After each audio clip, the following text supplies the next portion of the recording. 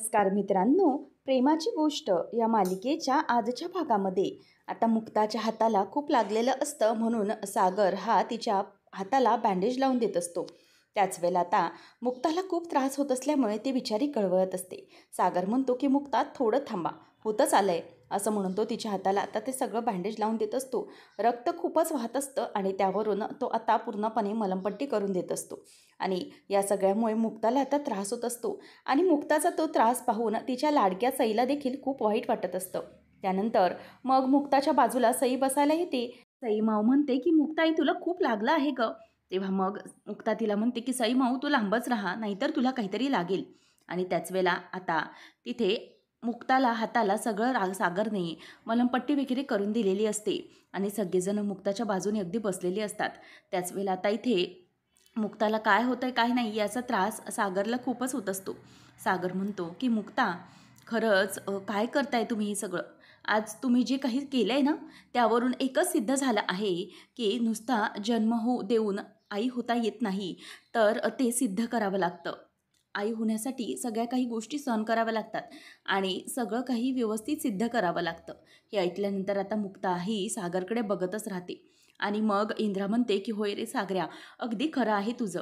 नंतर मग मुक्ताचं ते वागणं पाहून लगेच मिहीर म्हणतो की हो, खरंच मुक्ता वहिनी, तुझ्यासारखी डेडिकेटेड आई मी अजूनही बघितलेली नाही. की ती व्यवस्थितपणे आणि छान करतेस तू सगळं अगदी मन लावून, कुठलंही काही कमी ठेवत नाहीस. त्यावेळेला मग आता इथे स्वाती म्हणते की हो मुक्ता, सगळे अगदी बरोबर बोलत आहेत. आई होण्याची जबाबदारी आणि सगळी कर्तव्य तू अगदी चोखपणे पार पाडतेस. कुठल्याही प्रकारची कमी तू ठेवत नाही आहेस या सगळ्यामध्ये. खरंच खूप सगळं छान करतेस. तेव्हा मग मिहीरही म्हणतो की हो, खरंच खूप तुझ्यासारखी डेडिकेटेड आई आजपर्यंत मी अजूनही बघितलेली नाही. असं मिहीरने म्हटल्याबरोबर सगळेजण आता शांत होतात. आणि स्वाती म्हणते की मुक्ता, खरंच हॅट्स ऑफ टू यू. तुझ्याकडे बघून खूप छान वाटतंय आम्हाला. असं म्हणून आता स्वाती देखील तिचं कौतुक करते. आणि मग इथे इंद्रा म्हणते की आई एकविरे, खरंच माझ्या पोरीची काळजी घेण्यासाठी तूच तुझं रूप इथे पाठवलंयस ग देवी. तुझ्याच रूपाने मुक्ता आमच्या घरात आली आहे आमच्या सईमाऊसाठी. असं म्हणून आता एकवीर आईचे इंद्रा आभार मानत असते. आणि त्याच वेळेला आता सई ही मुक्ताला मिठी मारते आणि मुक्ता देखील आता आपल्या लाडक्या सईमाऊला जवळ घेते. आणि नंतर मग आता मुक्ताला मिठी मारत ती म्हणते की मुक्ताई, अगं आदिदादा किती खुश होता ना, त्याला इकडे येऊन खूप आनंद झाला होता ना. अगं पण मुक्ताई, त्याला आता वाईट वाटलं असेल ना गं, की त्याला आपल्याबरोबर फॅमिली फोटो काढायचा होता, परंतु फॅमिली फोटो काढता आला नाही. त्याला किती वाईट वाटलं असेल. त्याला सावनी मम्माने फोटोज काढू दिलं नाही, त्याला खूप त्रास झाला असेल नाही हे सगळ्याचा. तेव्हा मग आता मुक्ता म्हणते की हो बेटा, मला माहिती आहे त्याला फोटो काढायचा होता. त्याच वेळेला मग आता मुक्ताला या सगळ्याचा खूपच त्रास होत असतो. सईमाऊ म्हणते की आदिदादा काय वाटत असेल त्याला आता, की आपण त्याच्याबरोबर फोटोज नाही काढला. पण आता सागर समजावतो की सईमाऊ काळजी करू नकोस, आपला आदिदादा आला ना त्यातच आपण आता आनंद मानायचा. मुक्ता म्हणते की हे बघ सईमाऊ, आता काही झालं तरी एक गोष्ट लक्षात ठेव, आपला आदिदादा सध्या आपल्याजवळ नाही आहे, परंतु नक्कीच आपला आदिदादा एक दिवस आपल्या या घरात आपल्या सर्वांच्या सोबत नक्कीच असेल बघ तू. नक्कीच तो आपल्या सगळ्यांच्या सोबत असाच एन्जॉय करत असेल आणि त्याला आपण इथे कायमचा घेऊन येऊया. असं मुक्ता इथे आता सईमाऊला सांगते.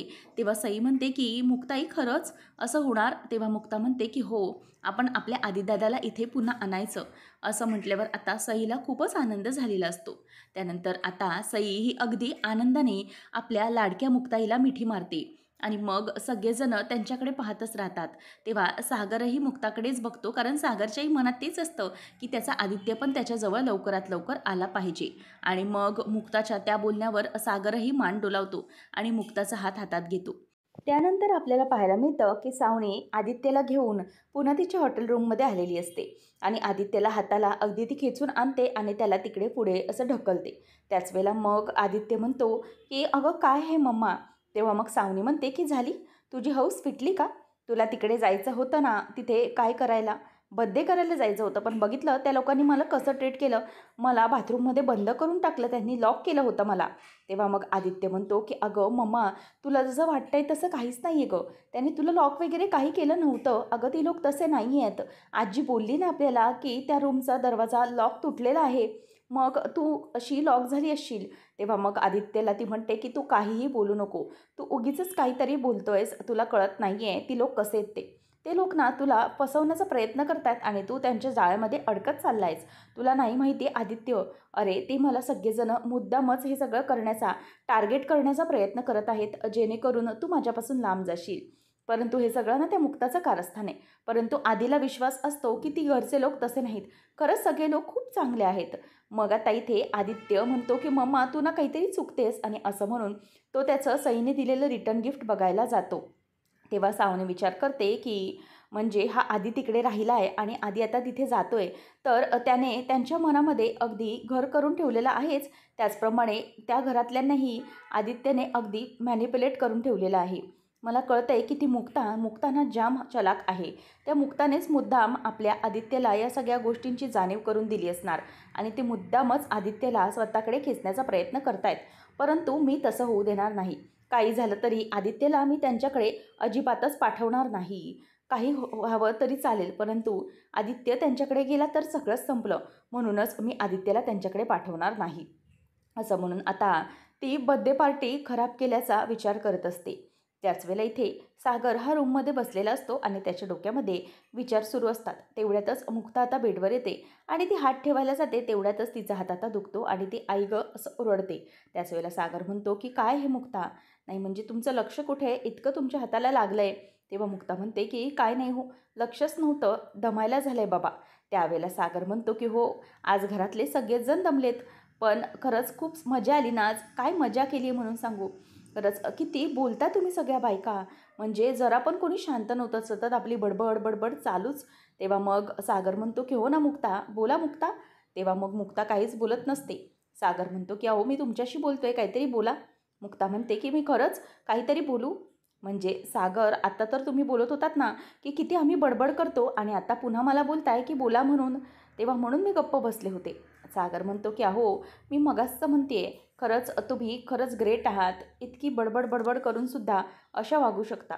तेव्हा मग आता इथे खरंच मुक्ता असं म्हणून तो तिच्यासमोर हात जोडत असतो. तेव्हा मग मुक्ता म्हणते की सागर काय चाललं आहे काय तुमचं. त्याच वेळेला आता सागर म्हणतो की मुक्ता, परंतु खरंच जाम मजा आली. घरात किती दिवसानंतर असा आनंद आला ना, आणि आपली सईमाऊ ती तर किती खुश होती. आणि सईमाऊ झोपली का. त्यावेळेला मग सागरला मुक्ता म्हणते की हो, बेडवर पडताक्षणी झोपल्यात मॅडम. खरंच त्यांनाही खूप आनंद झाला आहे, तिलाही खूप मजा वाटत होती आज, किती मजा आली आहे ना सगळी. तेव्हा मग सागर म्हणतो की हो, अगदी मुलं जी खेळत होती ना, असं वाटत होती की आपल्याच घरातली सगळीजणं आहेत आणि किती मजा करत होते ते सगळेजण. आणि आधी आधी आल्यामुळे तर आपली सई खूप खुश झाली होती. मुक्ता म्हणते की हो, आदित्य दादा यावा हीच तर तिची इच्छा होती ना, आणि ती कंप्लीट झाली. त्यामुळे तिला खूपच मोठा आनंद झाला. त्यानंतर मग सागर म्हणतो की हो, खरंच आज इतक्या छान गोष्टी घडल्या की खूप बरं वाटलं. सगळी मुळं छान होती. आपल्या घरातही सगळेजण छान होते. आईलाही म्हणजेच मम्मीलाही खूप आनंद झाला होता, असं ती म्हणते. त्याच वेळेला मग आता इथे मुक्ता म्हणते की एक गोष्ट फक्त चुकीची घडली की सावनीने मध्ये जो काही प्रॉब्लेम केला तो. शेवटी जाता जाता सावनीने काहीतरी मध्ये घडवलंच, म्हणून या सगळ्याचा खूप वाईट वाटलं मला. खरंच ही सावनी कशी आहे, इतक्या गोष्टीतही थोड्या गोष्टीत तरी काहीतरी निगेटिव्हिटी ठेवूनच जाते. शेवटी तिला काहीतरी करायचं होतं ते ती करूनच गेली. बिचाऱ्या आदित्यला ती कशी तिकडून अशी हाताला धरून घेऊन जात होती खेचत. समोर काचा होत्या, बिचाऱ्याच्या पायात चपला पण नव्हत्या. मग त्याच्या पायाला काही लागलं असतं तर याचा विचारही साधा तिने केला नाही हो. कशी त्या आदित्यला घेऊन गेली बघितलं ना तुम्ही. खरंच खूप मूर्खासारखी घेऊन गेली. परंतु काहीच प्रॉब्लेम नाही, कारण आपला आदित्य अगदी सुखरूप गेला आहे. पण मला या सगळ्याचं खरंच खूप वाईट वाटतं आहे की आदित्य, शेवटच्या क्षणी त्याला आपल्यासोबत फोटो काढायचा होता, परंतु तो त्याला काढता आला नाही. परंतु ठीक आहे, काहीच हरकत नाही. लवकरात लवकर या गोष्टी होतीलच. पुन्हा एकदा आधी आपल्यासोबत असेलच, असं मुक्ता बोलत असते. त्याच वेळेला आता इथे सागर म्हणतो की मलाही या सगळ्या गोष्टीचं खूप वाईट वाटतं. खरं तर आदित्य हा किती चांगला मुलगा आहे. मुक्ता म्हणते की खरंच आपला आधी हल्ली खूप समजूतदार होतोय नाही, सगळ्या गोष्टी अगदी व्यवस्थित समजतायत त्याला.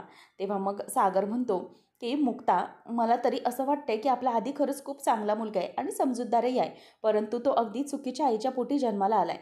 जी आई ती कधी त्याला खुश ठेवू शकत नाही, कधीही त्याच्याबद्दल विचार करू शकत नाही आणि तिच्याकडून चांगल्यापणाची अपेक्षाच आपण करू शकत नाही, आणि ती कधीही आपल्या मुलाला चांगलं शिकवू शकणार नाही.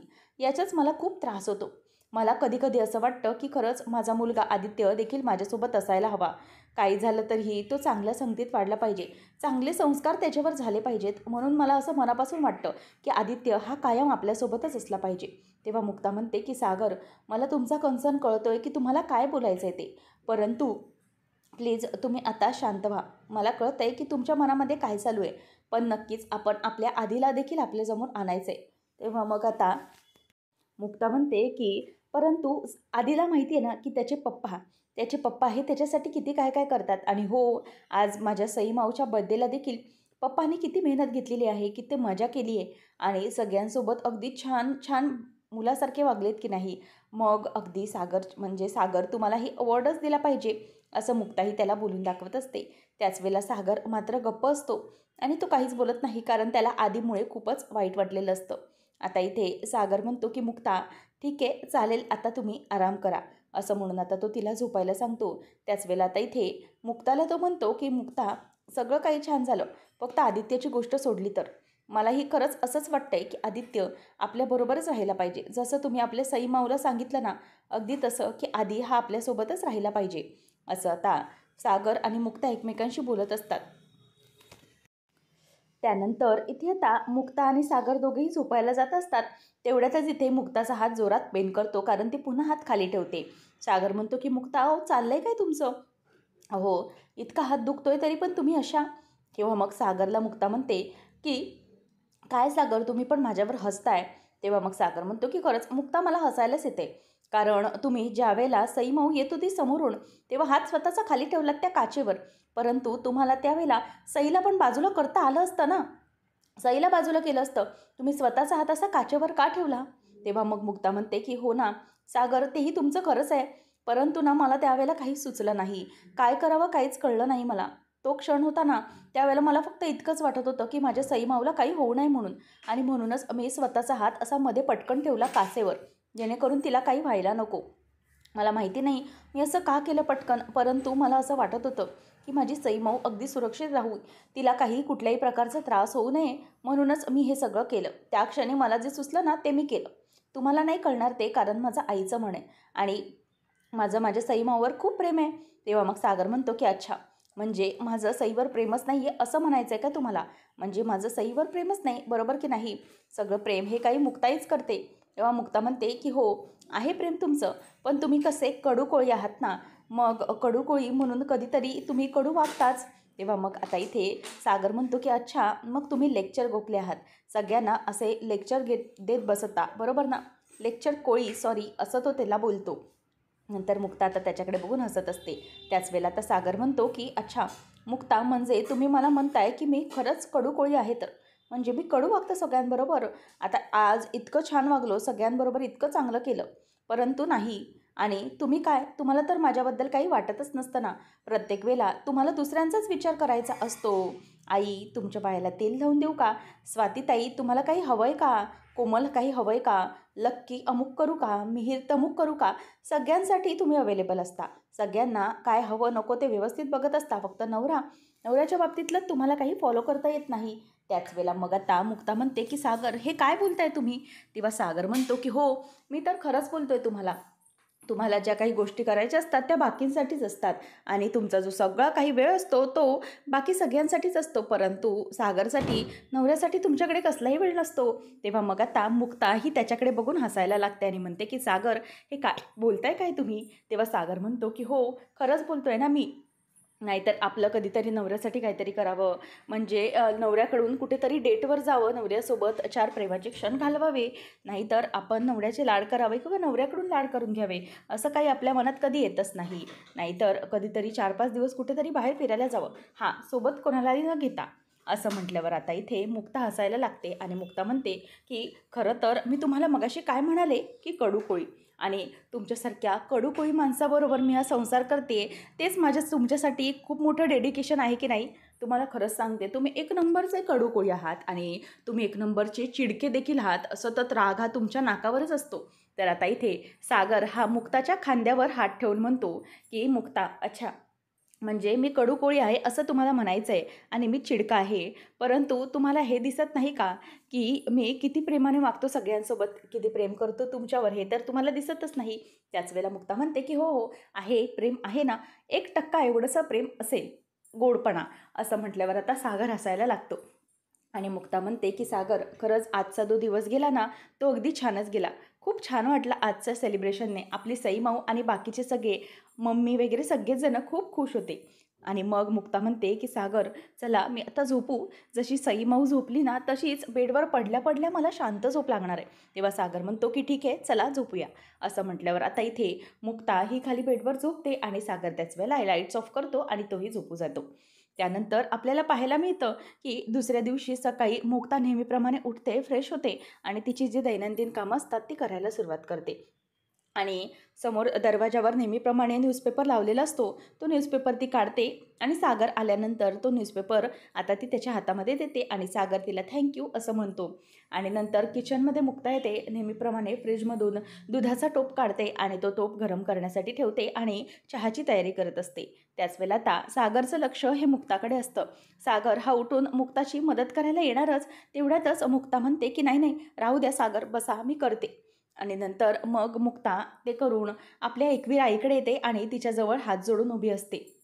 ती म्हणते, की "हे आई, आजपर्यंत तू कोणी काही मागितलंय आणि दिलं नाही असं कधीच झालेलं नाही. मीही तुझ्याकडे नेहमी काही मागते, त्या इच्छाही तू अगदी व्यवस्थितपणे पूर्ण करत असतेस. माझ्या सगळ्या इच्छा पूर्ण करतेस आई. सगळ्या गोष्टी अगदी व्यवस्थितपणे करतेस. खरंच तू आईच आहे सगळ्यांशी." काल आदित्य सईच्या वाढदिवसाला यावा असं सईमाऊला वाटत होतं आणि तसंच घडवलं. तू आदित्यला तिच्या वाढदिवसासाठी पुन्हा आणलंस आणि तेही सुखरूप आणलंस. खरंच तुझे कितके मानावे तितके आभार थोडे आहेत. मला तुझ्याकडून काही नकोय. फक्त माझ्या सईमाऊने नेहमी आनंदात आणि खुश राहावं एवढीच मागणी आहे तुझ्याकडे, असं म्हणून ती आता हात जोडत असते. त्यावेळेला इथे कोमलने तर छान नाश्त्याचा घाट घातलेला असतो. कोमलने पोहे बनवलेले असतात आणि त्याच वेळेला आता तिथे मिहीर येतो आणि ते सगळं बघत असतो. आता मिहीर म्हणतो, की "काय, काय बनवलंय?" तेव्हा मग आता ती म्हणते, की "पोहे, पोहे बनवलेत." त्यावेळेला आता इथे तो म्हणतो, की "वाह! तुला पोहे बनवता येतात?" मग ती म्हणते, की "ॲक्चुअली नाही, म्हणजे मी कधी अगोदर बनवले नव्हते, फर्स्ट टाईमच ट्राय केलेले आहेत." त्याच वेळेला आता मिहीर म्हणतो, की "म्हणजे तू पहिल्यांदा?" तेव्हा ती सांगते, की "हो, ॲक्चुअली मुक्ता वहिनी बनवते ना घरी, मग कधी बनवण्याची वेळच नाही आलेली आहे. ती तर खूपच सुंदर बनवते. मग मी आज पहिल्यांदा ट्राय केलेत." तेव्हा मग तो म्हणतो, की "वॉव! छान दिसतायत म्हणजे कोथिंबीर वगैरे. मग मी एक काम करू, मी कॉफी वगैरे काही बनवू का?" तेव्हा कोमल म्हणते, की "नको, ॲक्चुअली चहा झालेला आहे." मग हे ऐकून तो खूपच खुश होतो आणि म्हणतो, की "वाह! आज मला माझ्या बायकोच्या हातचे चहा आणि पोहे खायला मिळणार. खरंच, खरंच खूप मजा येते आज मला." असं म्हणून मिहीर आता खूपच खुश झालेला असतो आणि तो म्हणतो, की "मी काय करू आता मदत?" तेव्हा ती म्हणते, की "तू तिथे जाऊन बस, मी आणते." आणि हे ऐकून आता तो खूप खुश होतो आणि कोमल ही त्याच्यासाठी नाश्त्याची प्लेट आणि चहा आणून देते. त्याच वेळेला आता तो म्हणतो, की "ठीक आहे, मी आता सुरुवात करतो." ती म्हणते, की "मी माझ्या फॅमिली ग्रुपवर हे पोस्ट करते, तोपर्यंत तू खाऊन घे, चहा पी." आणि त्याच वेळेला आता मिहीर चहाचा एक घोट घेतो आणि तो घेतल्यानंतर त्याचं तोंड अगदी कडू होऊन जातं. कारण आता चहाची टेस्ट त्याला अजिबात आवडलेली नसते. परंतु कोमल हे सगळं अगदी उत्साहाने करत असते. त्यामुळे तो तिला काहीही बोलत नाही. ती तिच्या फोनमध्ये बिझी असते आणि इथे हे सगळं मिहीर चहा पित असताना तोंड अगदी वाईट झालेलं असतं. नंतर स्वाती ही आपल्या छोट्या माऊची दुधाची बाटली घेऊन येते किचनमध्ये आणि "भाई गुड मॉर्निंग" असं सागरला म्हणते आणि नंतर इथे मुक्ताचंही चालूच असतं. मुक्ताचं काम सुरू असताना ती म्हणते, की "मुक्ता, एक काम कर, तू कॉफी बनव दादूसाठी, मी सगळ्यांसाठी चहा बनवते, चहा देते सगळ्यांना." असं म्हणून ती आता चहाचं बघत असते. त्याच वेळेला इथे आता ब्रेड बटर हा नाश्ता मुक्ता तयार करत असते आणि सागरसाठी तो टेबलवर आणून कॉफी ठेवते. आणि मग सगळेजण चहा पिण्यासाठी बसलेले असतात. सागरसाठी मुक्ता स्पेशल कॉफी आणून ठेवते. मुक्ता म्हणते, की "बघितलं का, सागर, म्हणजे मी सगळ्यांसाठी चहा बनवलाय आणि तुमच्यासाठी मात्र कॉफी. ही तुमच्यासाठी स्पेशल ट्रीटमेंट नाही आहे का नवरा म्हणून?" तेव्हा मग मुक्ता ही सागरकडून प्लेट काढून घेते आणि प्लेट काढून घेतल्यानंतर ती सागरच्या हातामध्ये न्यूजपेपर देते आणि त्याला म्हणते, की "सागर, हे बघा, हीच आहेत बायकोची कर्तव्य." आणि दोघं एकमेकांकडे आता काहीतरी बोलत असतात. तेव्हा आता इंद्रा त्यांच्याकडे बघते आणि म्हणते, की "काय, सागर आणि मुक्ता, झायला का तुमचा पिक्चर?" असं म्हटल्यावर आता ती दोघांकडे बघते आणि हसायला लागते. त्याच वेळेला इथे सागर आणि मुक्ता दोघंजणही लाजतात. काय बोलावं हे त्यांना कळत नाही. मुक्ता आपली सवयीप्रमाणे जीभ बाहेर काढते आणि लाजत असते. नंतर मग इथे मुक्ता ही लाजत लाजत इथून निघून जाते आणि आता इथे स्वाती पण हसत असते. स्वाती म्हणते की काय सागर आणि मुक्ता तुम्ही दोघं पण. आता मुक्ता ही लाजतच पुन्हा किचनमध्ये आतमध्ये निघून जाते. सागर हा त्याची कॉफी घेत असतो आणि मुक्ताकडे मागे वळून वळून बघत असतो आणि मुक्ताची काय एक्सप्रेशन्स आहेत ते तो बघत असतो. नंतर इथे आता सगळेजण चहा पित असतात आणि इंद्रा म्हणते की वा, कालचा प्रोग्राम ना खूपच मस्त झाला, खूपच मजा आली, सगळी खूप आनंदात होती. अगदी आपली सईमाऊ पण किती खुश होती नाही, असं ती बोलत असते.